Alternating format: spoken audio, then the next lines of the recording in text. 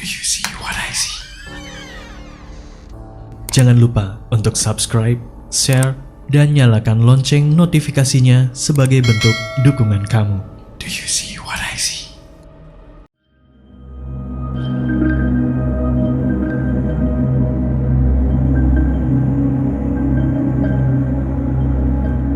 Halo para pendengar setia di UCOTIC. Perkenalkan, nama saya Reni. Saya berasal dari kota Surabaya. Ini pertama kalinya saya memberanikan diri untuk mencoba menceritakan pengalaman yang dulu kami alami. Jadi kejadian ini tuh udah sangat lama sekali, di tahun sekitar 2006 atau 2007, tepatnya di bulan Agustus. Kenapa saya bisa ingat di bulan Agustus? Karena waktu itu bertepatan di malam hari kemerdekaan. Jadi menurut saya ini rentetan ceritanya itu agak aneh, tapi cukup mungkin kalau di zaman sekarang ini tuh disebut viral, sangat viral pada masa itu.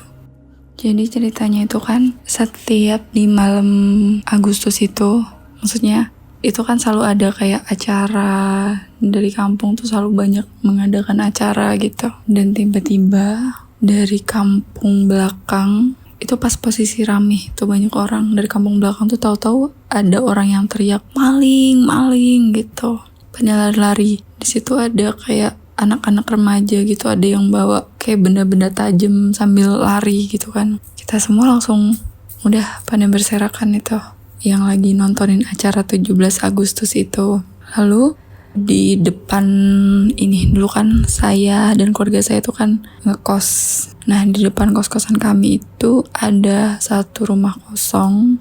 Itu bangunannya itu tuh jadi bukan pagar gitu, tapi ditutup tembok mati pakai semen itu yang tinggi banget gitu. Penutupnya tuh sampai 2 meter gitu, tinggi banget pokoknya. Nah lucunya orang-orang itu ngejar malingnya itu sampai ke situ gitu, masuk ke bangunan kosong itu. Nah mereka pikir mungkin malingnya itu sembunyi di bangunan kosong tersebut gitu. Dan di bangunan kosong itu kan udah lama banget, pokoknya udah sekitar 10 tahun tidak ditempatin. Terus di situ banyak ditumbuhin sama pohon-pohon pisang. Nah tapi posisinya kayak bapak-bapak terus pemuda itu tuh nebangin gitu. Jadi mereka kan bawa apa sih, parang atau apa ya, pisau tuh mereka tuh sabet-sabetin gitu, sabet sampai akhirnya tuh kayak apa ya, pohon-pohon pisang di sana tuh rusak gitu. Tapi sampai malam mereka cari, ternyata yang mereka bilang maling-maling itu tuh nggak ada di situ. Sampai dicari di sebelahnya rumah, intinya di sebelah rumah kosong tuh ada kos-kosan juga, itu juga dicari di plafon tuh nggak ada. Terus setelah itu sampai tiba-tiba pagi hari yang menempati kos-kosan yang di sebelahnya rumah kosong itu teriak-teriak manggil ibu aku gitu. Mereka kan manggil gini, bude gitu. Terus sebutan buat ibu aku ya, bude ini kok tiba-tiba ada darah ya gitu. Itu jam 5 subuh. Terus ibu aku kan lihat gitu, darah apa gitu. Iya ini tiba-tiba di lantai ada darah gitu, kayak 2 atau berapa tetesan darah gitu di lantai. Tapi dilihat kan dari plafon juga nggak ada gitu. Mungkin kan kalau ada tetesan, jadi kan di atas tuh kan ada bercak. Ini nggak ada bercak darah, tiba-tiba ada aja gitu tetesan di lantai. Terus ibu aku bilang gini, mohon maaf ya, mungkin kamu kali lagi datang bulan gitu. Terus enggak kok bude, katanya enggak ada yang lagi datang bulan di sini. Udah cerita. Habis itu karena ibu aku tuh juga penasaran, akhirnya darah itu dipegang sama ibu, kayak diiniin jari gitu kan, dicolet gitu pakai jari, terus kayak dicium gitu. Nah ya udah itu sih bau amis darah biasa gitu. Nah setelah itu kan pagi tuh saya masih ngedengerin cerita itu kan. Tapi pas udahnya jam 6 saya udah mulai siap-siap sekolah dong. Waktu itu saya masih SMP. Terus setelah itu kalau nggak salah waktu itu lagi ujian ya. Jadi saya jam 7 sekolah, jam 10-11 tuh udah pulang. Pas waktu jam 11 sekolah saya pulang, tiba-tiba di daerah kampung saya tuh udah rame orang. Dan di situ juga darah yang tadi pagi yang hanya setetes 2 tetes itu tuh tiba-tiba tuh udah ngebercak kemana-mana. Sampai ada polisi itu pada datang gitu.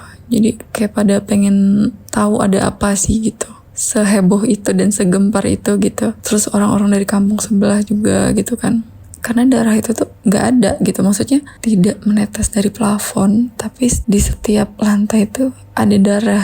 Terus setelah itu ibu aku kan masih ya kayak, karena ada polisi, karena ada ya beberapa orang lah, wartawan juga, akhirnya kayak diinterogasi gitu, ditanya-tanya gimana kejadian awalnya dan sebagainya macam. Nah di situ kan yang manggil ibu aku pagi-pagi, yang manggil bude itu pasangan suami istri gitu. Itu juga sama diwawancarai di deket ibu saya kan. Setelah itu pas waktu ibu tuh ditanyain sama polisi, abis itu di sebelahnya polisi itu ada yang manggil ibu, yang bude itu, tapi di belakangnya ibu saya itu ada suaminya yang manggil bude itu tuh, jadi sebut aja itu mamanya si C ya, itu mamanya si C. Terus yang suaminya Mbak C ini itu tuh kayak ngasih tahu sama Mbak C gitu, ngasih tahu Mbak C kalau gini, dia tuh bisik-bisik di ibu aku tuh waktu tuh pakai baju warna putih gitu.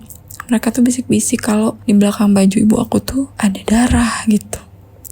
Nyeplak di belakang baju tuh darah gitu. Nah, abis itu kan karena kayak si Mbak C ini tuh bingung, bilanglah ke ibu saya tuh ngebisikin gitu, bude, di baju bude tuh ada darahnya di belakang.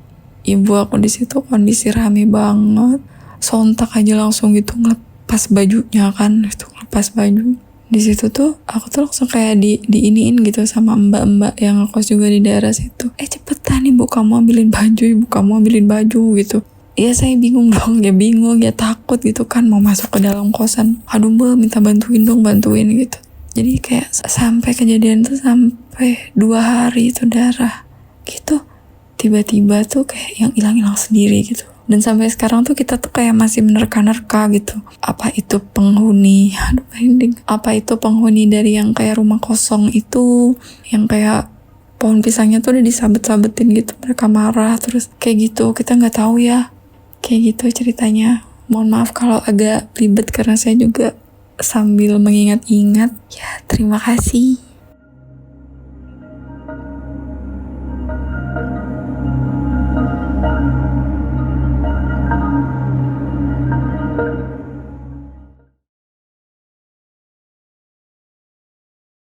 Kirim cerita kamu ke alamat berikut.